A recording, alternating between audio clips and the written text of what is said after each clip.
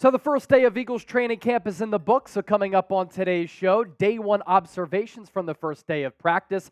Before we get started, though, make sure you subscribe to the channel. We are closing in on yet another milestone of 47,000 subscribers, and now that training camp is here, we have some actual football to talk about. Let this be your home for year-round and daily coverage of the Birds. And a programming reminder, going to be going live tomorrow, Thursday, 5 o'clock Eastern, 2 o'clock Pacific. We'll recap another day of Eagles practice and do a whole bunch of content and, of course, chop it up with the Fly Eagles Fly family. Subscribe and join us. Today's show is sponsored by Kanzuri. You can get a great deal on their height-boosting shoes at kanzuri.com/chat. We'll put that link in the comment section and in the description of this video, and we'll tell you more about them here in just a little while. So let's start out with some Eagles roster moves here. We talked about this acquisition yesterday on the show, and then the Eagles made it official prior to the first day of practice, signing wide receiver Deon Cain. Going to have an opportunity to compete for that number 5, number 6 wide receiver spot, depending on how many wide receivers the Eagles have on that 53. Corresponding roster move. Philadelphia did release tight end Dalton Keene. And then wide receiver Devon, the track star, has been placed on the non-football injury list because of a calf injury that he suffered while partaking in some track events a couple of weeks ago. Now let's get our day one observations underway. Let's begin with talking about some of the running backs here. Nick Sirianni, prior to the Eagles taking the practice field, did say that all running backs will rotate in with the starters. Rashad Penny did get the first carry with the first team, but the thought process in doing this is that every single back gets reps with the first, second, and third string to keep them all fresh. It is going to be a running back by committee approach for Philadelphia. Nick Sirianni did say as much, and I like the depth at this position. And shout out to Trey Sermon, because on day one of Eagles camp, after Sirianni raved about him earlier this offseason, he played extremely well. I also agree with the team-building philosophy here for Howie Roseman, because he doesn't invest a ton of money in a position that's expendable, but replaceable with a lot of really solid players across the league.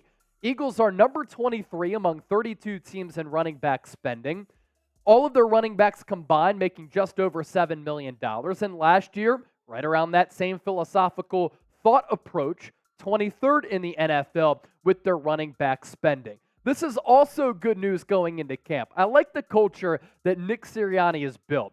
He'll hold players accountable, which is really important, but he's fostered a really good environment. People like to play for him, and he sets expectations, and because of that, players meet them. Sirianni, in his introductory press conference prior to training camp today, said that every player passed their conditioning test. Nobody flunked it. That's great news for the Birds. They were top 5 in injury rate last year, meaning they were one of the healthiest teams in the NFL. Now to some injury news. I don't think this is anything to be overly concerned about unless Haason Reddick does suffer another injury.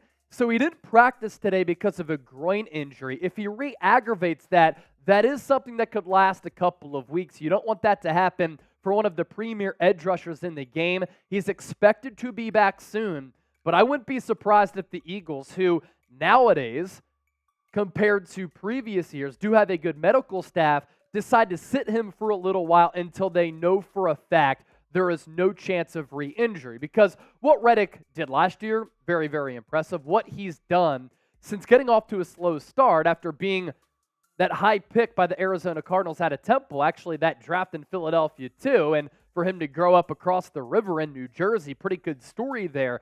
He's developed into a very, very special, impactful, and dominant player. The only player in NFL history to have 3 straight seasons of double-digit sacks with 3 different teams. Last year, 16 in the regular season, 3.5 more in the NFL playoffs. Your starting defensive tackles with the first team for Philadelphia, Jordan Davis and Fletcher Cox. We expected that. I didn't think that Jalen Carter, day one of practice as a rookie, was going to unseat any of these players, but Jordan Davis, Fletcher Cox taking up a lot of real estate on that defensive line, and Davis, he played well on the first day of practice. Had a good pass rush in which he pushed the offensive line, able to get a little bit of pressure. The dude is 6'6", 340 pounds. If he can be a 3-down player in this league, he can be absolutely dominant for Sean Desai's defense going into his sophomore campaign. And if that's the case, that's great news for this Eagles defense. Still more to come on today's show. Plenty more to talk about. But first, the program today, sponsored by Kanzuri. Get 15% off at kanzuri.com/chat. To all my short homies out there, have you ever wished you were just a little bit taller? Maybe you matched on Tinder, but her profile says must be over 6 feet tall. Maybe your date wants to wear heels, but she can't because it'll make her taller than you. Well, I got the short kings covered with today's show. Kanzuri, make shoes that can make you up to 2.8 inches taller without anyone knowing. Look, girls get heels, makeup, push-up bras. Why can't men get a confidence boost as well and get their height boosted a little bit? We're all the same height lying down anyway, if you know what I mean. Kanzuri shoes, not only height boosting, but also stylish and comfortable. They're not grandpa's Velcro shoes, but as you can see with what we're showing you here, with all of these images, they're also fashionable, very comfortable, and you can even wear them without the height increase. So for a limited time only, our listeners, our viewers, get an extra 15% off your order at kanzuri.com/chat. The site is already 30% off. So use our link, and that's an extra 15% off. So 45% off in total of your order. Life's short, but you don't have to be. It's time to level up the playing field, boys. Maybe update that dating profile to 6 feet tall like Will Scott did. Kanzuri, an absolute game changer when it comes to your dating life. We'll put that link in the comment section and in the description of this video. So one of the ongoing storylines for the Eagles all throughout the offseason, really since the NFL draft, is the continued hype, the continued discussion around Nolan Smith. Everybody was really impressed with what he did throughout rookie minicamp as well as OTAs. He was deemed small going into the draft at 238 pounds, but very similar build to Von Miller and a very similar frame to a guy like Haason Reddick. And if you're as fast as Nolan Smith is, he ran like a sub-4.4 40-yard dash, something crazy like that in the pre-draft process, then you're going to be able to win a lot of matchups in this league as an edge rusher. And so far, his speed coming off the edge continues to absolutely impress. And this is a great development for him. He got a pressure on Marcus Mariota. Mariota, a rough day on day one of training camp. He fumbled trying to escape. And what I realized is that watching the quarterback documentary on Netflix, Marcus Mariota fumbled a bunch of snaps in critical situations. It seems as though this continues to be a problem for Mariota. It also continues to be the case that Nolan Smith could carve out a pretty solid role in his debut season in the NFL just because of the speed and athleticism that he has and the need for the Eagles to get pressure on the quarterback because that was the backbone of their defense last year. Speaking of Mariota, I would not be shocked if Mariota doesn't make the team, if the Eagles decide to let him go if he struggles. This is an organization that is always willing to invest in the backup quarterback role. And if Mariota doesn't cut it, the Eagles could look to make a trade at that position to bolster it because they understand how important a backup quarterback is. Look, you think about my entire lifetime, A.J. Feely, Coy Detmer, Jeff Garcia, Michael Vick, Nick Foles, they always invest in the backup quarterback position and invest heavily in the backup quarterback position. He threw another interception to Christian Ellis. And let's talk about Ellis here. So he played his college football at Idaho, and he's been in the league for a couple of years. In OTAs and in minicamp, this was the guy that everybody was raving about. Instinctual player who was making plays and intercepting Marcus Mariota before, as well as getting some pass breakups on a guy like Jalen Hurts. Nakobe Dean, Nicholas Morrow, penciled in to be your starting backers for Sean Desai's defense. Don't count out Christian Ellis for maybe nabbing one of those spots and making this 53-man roster. Now, still to come on the show, more practice notes, a standout star. How did Jalen Hurts fare as well on the first day of training camp? First, though, if you want to support the channel, you like what we're doing here at Chat Sports, please let us know. A couple of ways for you to do that. Like the video. You can comment and share your thoughts. Most importantly, though, as I said, subscribe to the show. Turn on those notices. Therefore, anytime we push out a video, anytime we go live, you'll be notified as we approach 47,000 subscribers. The two backup cornerbacks on day one, Greedy Williams and Josh Jobe. And this is an Eagles secondary that's an extremely deep unit. There could be some quality players on the outside looking in of this 53-man roster. As of right now, it's Greedy Williams and Josh Jobe as the backups, but again, a good player could end up getting cut. There's also an interesting battle at the tight end position because of the Eagles signing veteran Dan Arnold in free agency. And in Tim McManus's pre-training camp roster projection, he had Tyree Jackson not making the team. In camp, in the preseason, at 6'7", 250 pounds, Tyree Jackson is an athletic marvel. He played college football at Buffalo and was a quarterback there, then made the pivot to tight end. A lot of players have been successful in making that switch up. So too is Tyree Jackson. If he can stay healthy, this guy can make this team, and I think be an impactful player as that athletic freak if you want to run some 12 personnel packages alongside Dallas Goedert with 2 tight ends.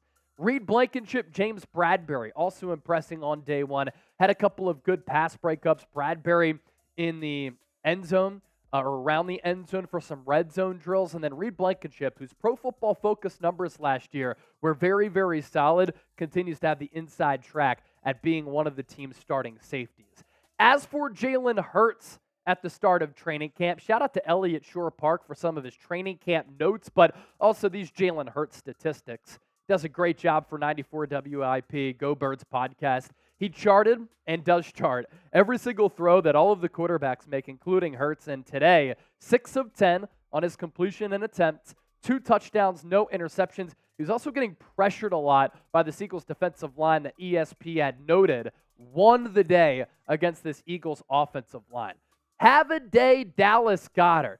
Continue to say he's criminally underrated in all NFL circles. 2 touchdown catches from Jalen Hurts on day 1 of training camp. Going into 2023, Dallas Goedert can be the secret weapon and the key ingredient to unlocking the Eagles' red zone offense this upcoming season. Dallas Goedert can help unlock this Philadelphia Eagles red zone offense in 2023 that kind of struggled last year because he's a great red zone threat who I don't believe has been used enough for how good of a player he is as a blocker and a pass catcher inside the 20. You take a look at the Eagles' red zone efficiency last year, expected points added per play, that's basically the war version for football, number 4 in the NFL. But their pass rate was 31st. Goedert can help out there. Their passing success ranked 25th among 32 teams. I think that Goedert can assist you in that category as well. Yards per attempt, they were only 16th. Expected points added per rush was number 4, but their third down conversion percentage was only 17th in the NFL, and Dallas Goedert can serve as the security blanket for Jalen Hurts inside the 20, but especially along that goal line. He can win a lot of matchups against some smaller defensive backs and linebackers. He can rise up and catch some of those 50-50 balls. I wouldn't mind seeing the Eagles throw some fade balls to him, but on some of those out routes, he has the ability to make guys miss and break tackles. I think that the Philadelphia Eagles, that's paramount for them to include Goedert more in the red zone offense this year. The Eagles' red zone offense, further numbers here. They were a top 5 scoring offense in all areas of the field a year ago, but they scored touchdowns on goal-to-go situations at 83%. That was 5th in the NFL. So if they can get even better in that category, Goedert can certainly help them. So that does it for our takeaways for day 1 of Eagles training camp. This is the coverage that you can expect all the way up until the start of the season. Preseason watch parties. Anytime there's big news, we have you covered here on the show. To all the real ones who are still hanging out, let me know down in the comments section. Thanks for watching. Don't forget to subscribe, and we'll see you tomorrow live on Eagles Now.